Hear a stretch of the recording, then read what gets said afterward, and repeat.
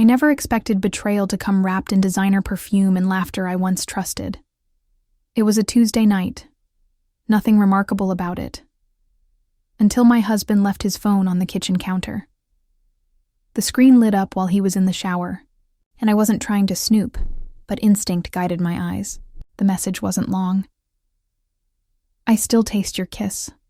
Can't stop thinking about you. My heart dropped. At first I thought maybe it was spam, a prank. But then I saw the name. Lily. My best friend. The same Lily who helped me pick out my wedding dress, who held my hand through my miscarriage, who toasted to my 10th wedding anniversary just last month. For a full minute, I couldn't breathe. Everything froze. Time, air, reason. My hands trembled, but my mind went clear. I didn't confront him that night. I didn't cry. I didn't throw the phone or barge into the bathroom demanding answers. Instead, I walked into the living room, poured myself a glass of wine, and stared out the window. My heart broke, but my mind built a plan. I thought of all the years I'd defended them both, when people joked that Lily was too close, to my husband, when he praised her more than me in public, when I would come home and find her there, claiming she just dropped by. I ignored the signs. I excused the warnings. But now, I saw it all clearly. I knew better than to react. I knew better than to let them know I knew. If they were going to betray me behind my back, I was going to destroy them to their faces. And I would do it with a smile. The next morning, I kissed my husband on the cheek and told him I wanted to renew our vows. 10 years is worth celebrating, I said, watching his expression tighten just a little before he plastered on a smile. Of course, he replied, almost too quickly. I texted Lily and told her the news. She responded with excited emojis and 12 exclamation marks. "Let me help you plan it," she said. I agreed. She would be my maid of honor. And when she stood beside me on that altar, smiling with the same lips she used to kiss my husband, she'd never see it coming. I didn't sleep that night. I opened a secret folder on my computer. I started writing down everything. Dates, times, behavior changes. I didn't want revenge born from rage. I wanted revenge built from precision. Over the next few weeks, I played the role of the glowing wife and grateful friend. I let them think they were winning. I smiled at Lily across brunch tables and thanked her for her help choosing florals. I sat beside my husband during venue tours and held his hand like nothing was wrong. But all the while, I watched. I listened. I kept my private investigator updated. Yes, I had hired one. The moment I saw that message, I contacted a friend from college who worked in private security. Within 3 days, I had surveillance. And what I learned turned my stomach. But it also fueled my resolve. They weren't just having an affair. They were in love. They had been sneaking around for almost a year. They had gotten sloppy. Text messages, meetups at hotels, even quick visits to our house when I wasn't home. My investigator delivered it all. Photos, call logs, hotel receipts. It was undeniable. It was disgusting. And it was useful. I started planning my vow renewal like it was the biggest day of my life. In a way, it was. It would be the day I set fire to everything they thought they'd built. Lily took over most of the details, of course. She relished it. Sent me Pinterest boards, fabric swatches, song ideas. She even helped me write new vows, all while sleeping with my husband. My therapist always said, "When people show you who they are, believe them." I believed her now. I believed them. But I also believed in strategy. So I invited all our friends, all our family, everyone who ever admired our marriage. I made it an event, and when the day finally came, with the music swelling and Lily standing in her gown beside me, I felt no fear, only purpose. The plan was already in motion. The letters were sealed. The The flash drive was loaded. And the truth? The truth was about to walk down the aisle dressed in white.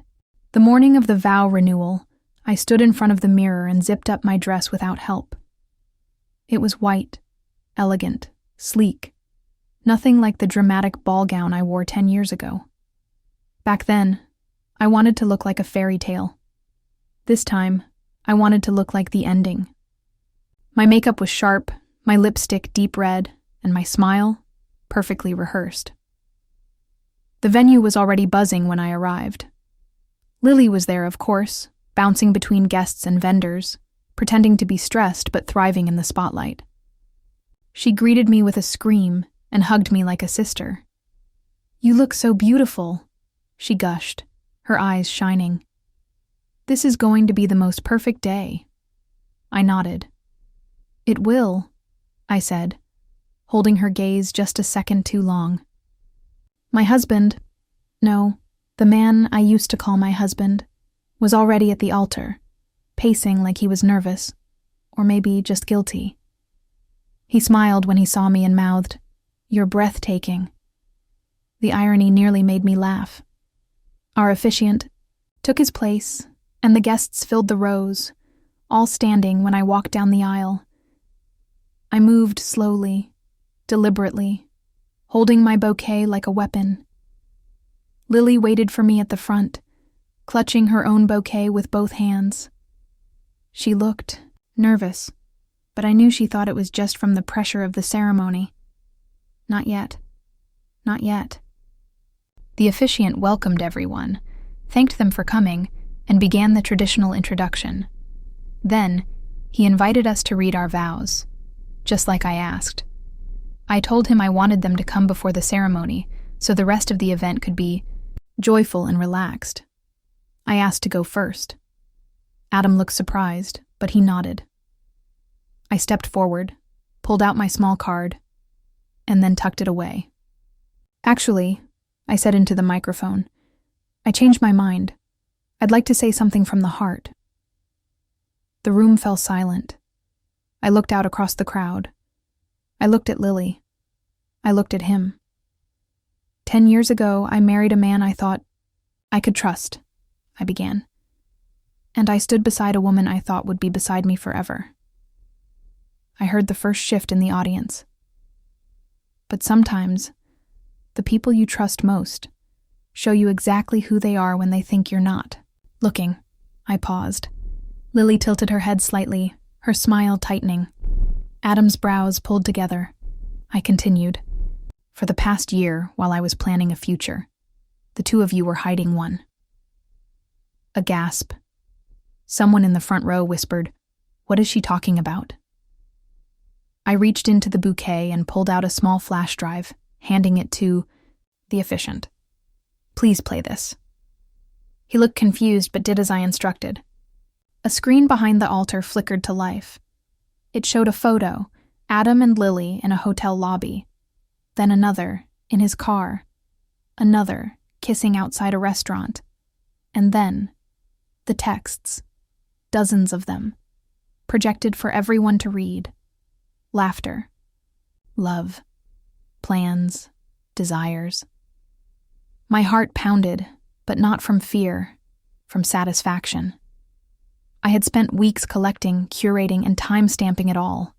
Every detail, every lie, every moment they thought they got away with.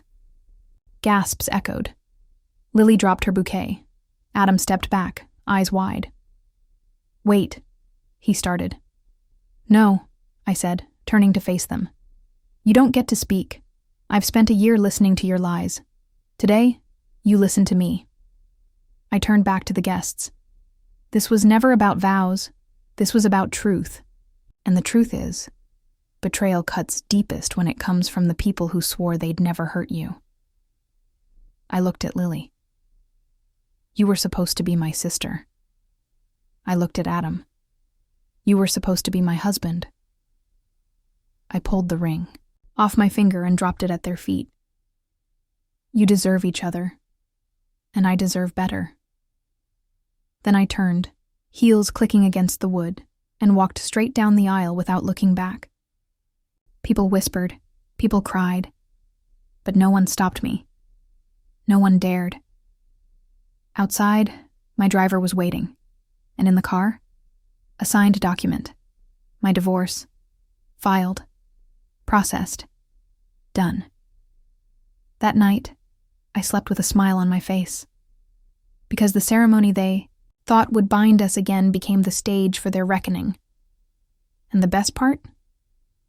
This was only the beginning of what I had planned. The next morning, the story was already everywhere. A distant cousin had filmed the whole thing, my speech, the video, the reactions, and posted it online with the caption, "Vow renewal or ultimate revenge." By sunrise, it had gone viral. Millions of views, thousands of comments. I woke up to my phone buzzing nonstop.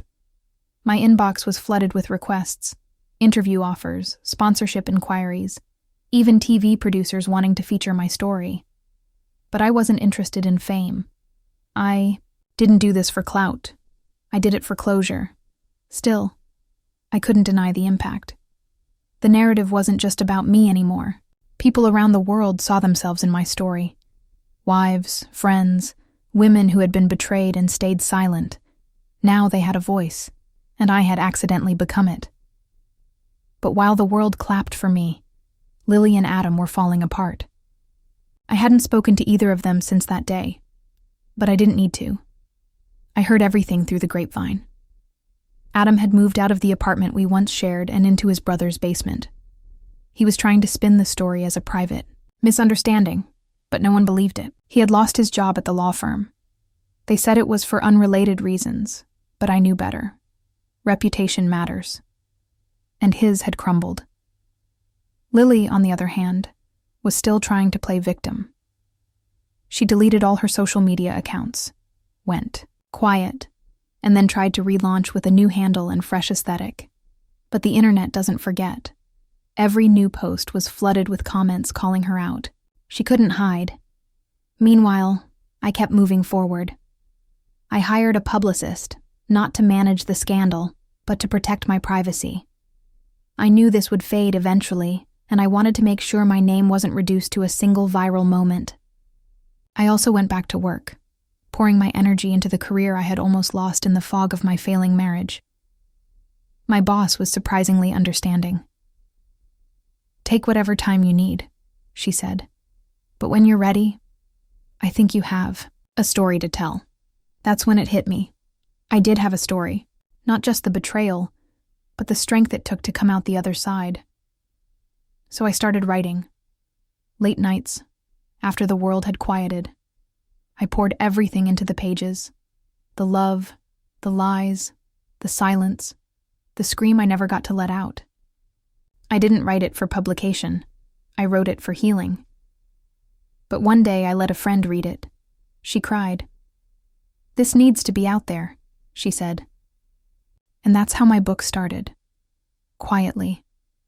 Honestly. Not about revenge, but about rising.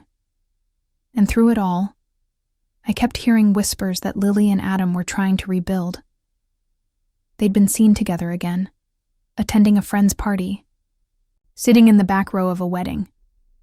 But the looks they got weren't admiration. They were caution, disgust, pity. Their love had been born from deception, and now it rotted in public shame. I could have laughed, I could have gloated, but I didn't. I just kept writing. Because while they were trying to survive the storm they created, I had already built something stronger, peace. And in that peace, I found purpose. I had turned my pain into power, and I wasn't done yet. A month after the vow renewal, I received a letter in the mail, handwritten, in Lily's unmistakable cursive. No return address, just my name, and the kind of envelope you buy when you're trying to look sincere. I held it in my hands for a full hour before I opened it. I didn't know what I expected. Maybe an apology, maybe a plea, maybe another layer of betrayal I hadn't discovered yet. But what I found was worse. The letter was 3 pages long. Lily poured out everything. How it started, how it just happened, how she didn't mean to fall in love with him. She wrote about the guilt, about how every time she saw me smile, it made her feel like a monster.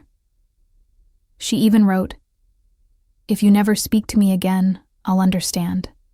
But please know, I never stopped loving you as my best friend." I read it twice. Not because I was considering forgiving her, but because I wanted to understand what kind of person destroys a sisterhood and then tries to resurrect it with ink and excuses. I didn't reply.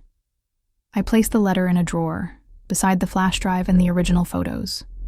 A memory, a record, a warning. A few days later, Adam called. Not texted. Called. I let it ring once, twice, 3 times, and answered. His voice was hollow. "I'm sorry," he said. "I know it doesn't matter now, but I needed to say it." I didn't respond. I let him speak. He told me Lily had left him, that things had been a disaster from the start. "We thought it was love," he said, "but it was just escape." I almost pitied him. Almost. Then he said the one thing that reminded me exactly who he was. "I never meant to hurt you." I laughed. "You didn't mean to get caught," I said. "You didn't mean for it to go viral. You didn't mean for your life to implode. But you absolutely meant to hurt me." He went quiet. "I guess I deserve that," he whispered.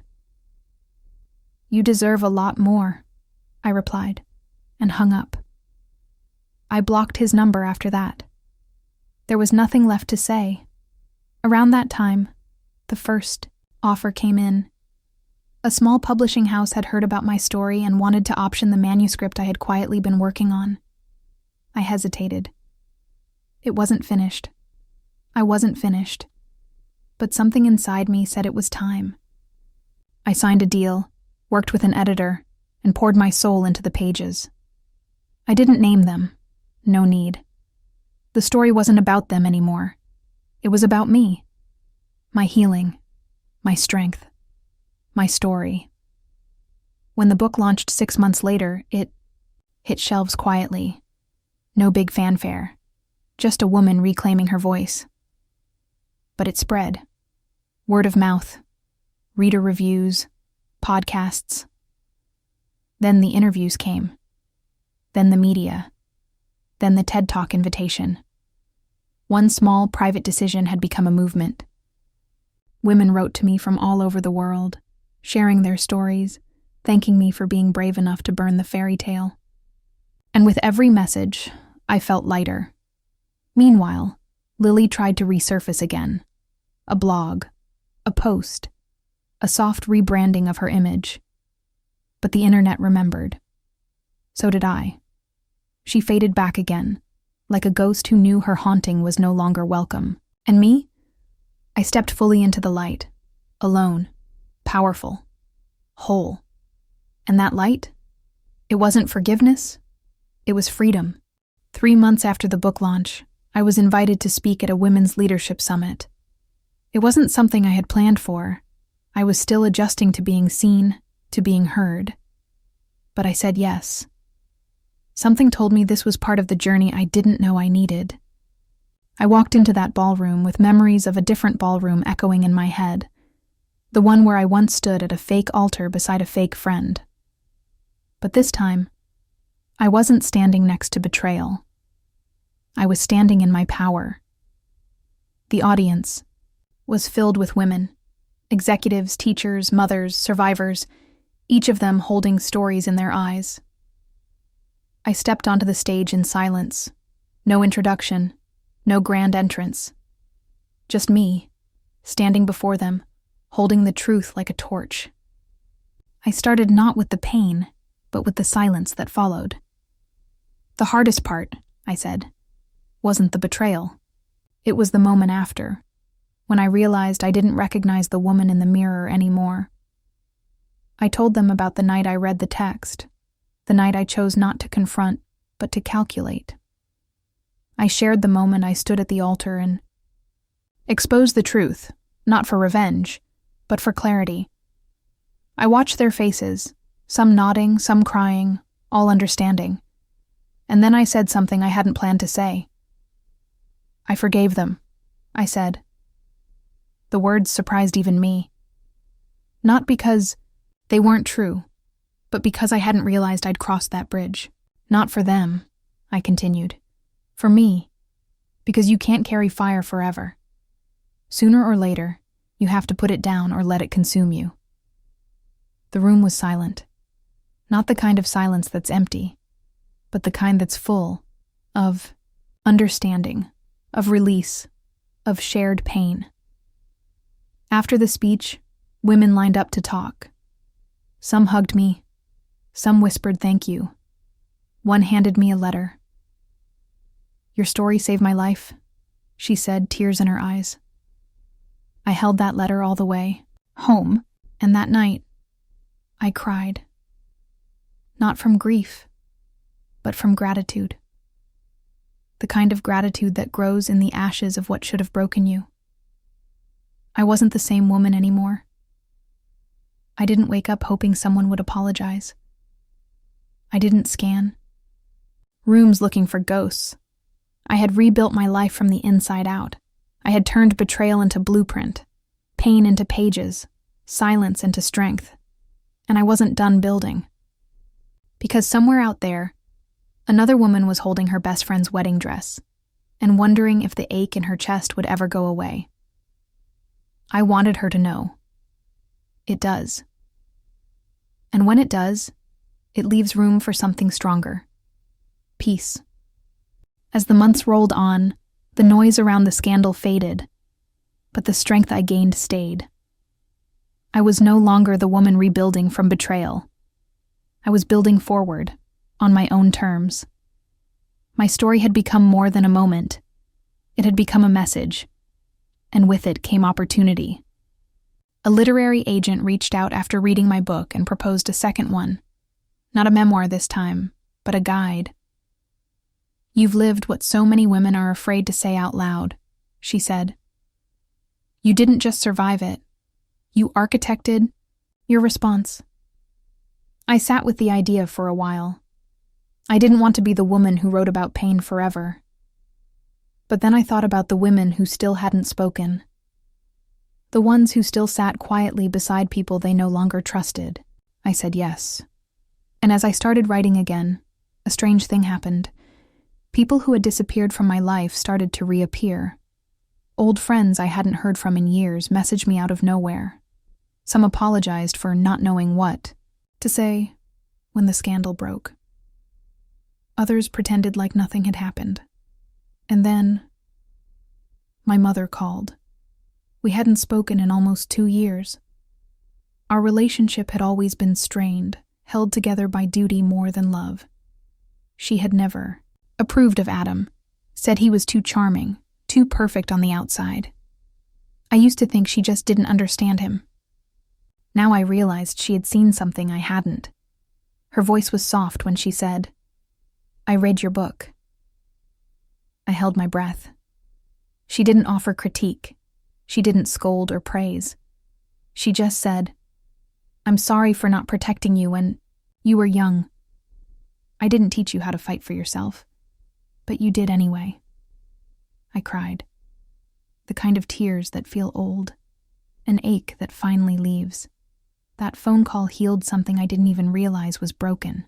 It reminded me that sometimes the justice we seek isn't about revenge. It's about being seen, being heard, being held by someone who finally understands. With each chapter of my new book, I wove in pieces of that healing. Not just the pain, but the growth, the ability to rebuild a life with boundaries, courage, and grace. I wrote about friendship, about trust, about choosing yourself without apology. And I wrote it all for the woman I used to be. The one who stood quietly in her own home while betrayal bloomed under her nose. I didn't write to punish Lily or Adam anymore. I wrote to liberate myself, and every other woman who had ever been handed broken glass and told to drink from it like it was champagne. The book deal went through, The pre-orders soared, and through it all, I felt grounded, not powerful, not famous, just whole. Because healing is not loud. It's quiet, consistent, and incredibly brave. Chapter 7 began not in a moment of crisis, but in the stillness that followed. I had learned that healing doesn't come with applause. It comes in the quiet choices no one sees. Like when I stopped checking their social media profiles. Like when I removed the wedding photos from the hallway and replaced them with pictures of myself smiling alone in cities I once dreamed of visiting. Like when I stopped flinching at the sound of his name. And then, just when I thought the past had fully settled behind me, I received an invitation. A wedding, not theirs. A mutual friend's. Someone who had been close to both Adam and me before everything fell apart. I stared at the envelope for a while, wondering if I was expected to come out of politeness, or if it was simply a blind gesture. I decided to go. Not to prove anything. Not to make a statement. Just to witness a version of love that hadn't betrayed me. The venue was beautiful. Outdoor, golden hour, the kind of ceremony where everyone looks like a filtered photograph. I found my seat quietly, greeted old faces kindly. And then I saw them. Adam and Lily. Sitting 2 rows ahead, their backs turned to me. It was the first time I had seen them in person since the day I walked away from the vow renewal. For a moment, my stomach twisted. But then, nothing. No rage, no grief, just distance. I had walked so far since then, emotionally and literally, that seeing them felt like spotting familiar buildings in a town you no longer live in. They turned eventually. Their eyes widened, clearly not expecting me. Lily's mouth opened slightly. Maybe to smile, maybe to apologize. I'll never know. I gave a polite nod. Nothing more. The wedding went on. Beautiful, honest, full of real laughter and tearful vows. When it ended, I stayed back, letting the crowd leave first. I didn't want small talk. I didn't want drama, but fate had other plans. In the reception hall, I found myself near the dessert table when Adam approached. Alone. "You look... well," he said, like the words cost him something. I thanked him and waited. He looked thinner, older, not in body, but in spirit. "I read both your books," he said. "You told the truth." I raised an eyebrow. "You expected a lie?" He shook his head. "No, I guess I didn't expect it to hurt this much." I took a slow sip of my drink, then said softly, "The truth usually does." He looked like he wanted to say more, but Lily came up behind him then, touching his arm. She looked at me, her face unreadable. "Congratulations on your success," she said. I nodded. "Thank you. I earned it." And then I walked away, not out of anger, not out of pride, but out of peace. I didn't owe them a scene. I didn't owe them closure. I owed myself forward motion. That night, as I sat alone, under the stars outside the reception, I realized something. I no longer needed justice. I had become it. In the months that followed, everything settled into a kind of quiet I hadn't known in years. No scandals, no headlines, no whispers in the corner of every room. Just the sound of my own life. Finally, mine. The second book hit bestseller, lists in ways I didn't anticipate. Readers weren't just reading. They were responding, connecting, sharing their own stories with an openness that left me in awe. Book clubs invited me to speak. Online communities formed around the themes of self-worth and second chances.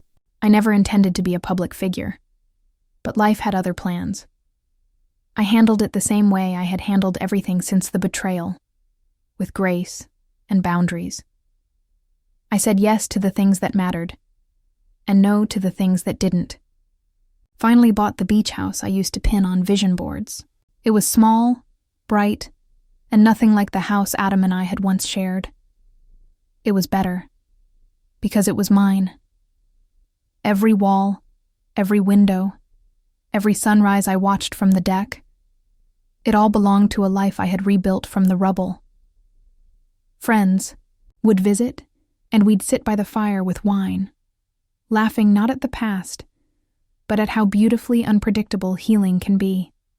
One evening, I received an email from a university requesting to use my first book in their curriculum for women's studies. I cried, not out of sadness, but because I knew the girl I used to be, the one staring at her husband's text message in shock, would have never imagined her story would matter this much, that she would matter this much. One weekend, I attended a panel on reclaiming identity after betrayal. I wasn't a speaker this time, just a guest. As I listened to other women tell their stories, I realized how far I had come. Not just in miles or milestones, but in soul. Betrayal had once defined the borders of my world. Now it was just a small country I had visited once and left behind.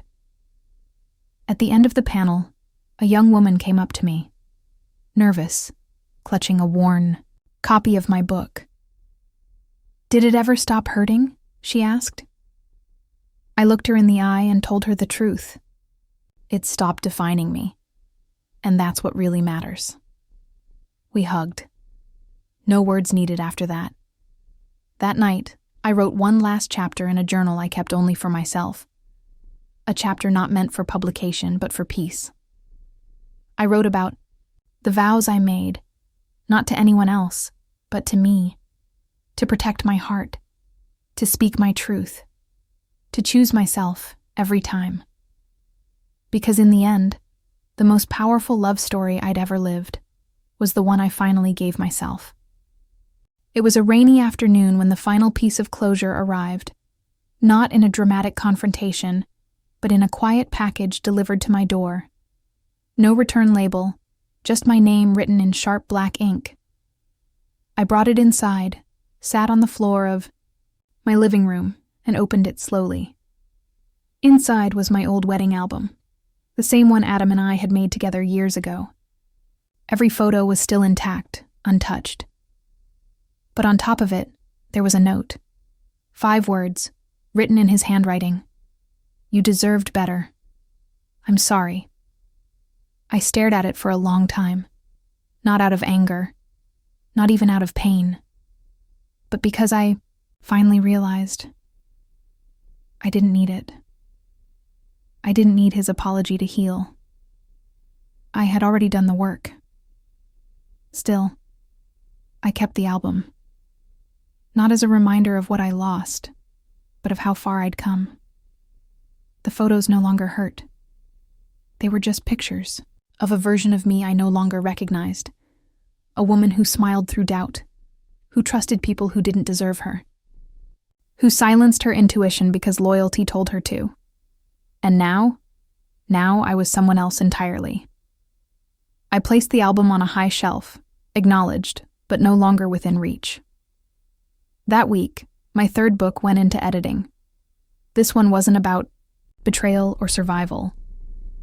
It was about growth, about building something from the ashes without setting fire to everything that came before. I titled it The Quiet Win, because that's what healing had become for me. Not a thunderous roar, not a public showdown, but a soft, steady voice that kept whispering, "Keep going." I bought myself flowers every Friday. I hosted dinners for women I admired. I started hiking again. And one day, on a path I'd never taken before, I met someone. He didn't know my story, had never read my books. He just smiled, asked how far I was going, and walked beside me. We talked. We laughed. We didn't mention exes or pain or past wounds. We just existed in the moment, and it was enough. Later, when he asked for my number, I gave it to him. Not because I needed him, but because I was open to something new. Not to replace what was lost, but to honor what I had gained. Myself. As I sit here now, writing the final words of this journey. I don't feel rage or grief. I feel gratitude. For the lessons, for the strength, for the woman I became because two people showed me exactly who they were. They broke my heart. And in doing so, they freed it. This story may end here, but mine, it's just beginning.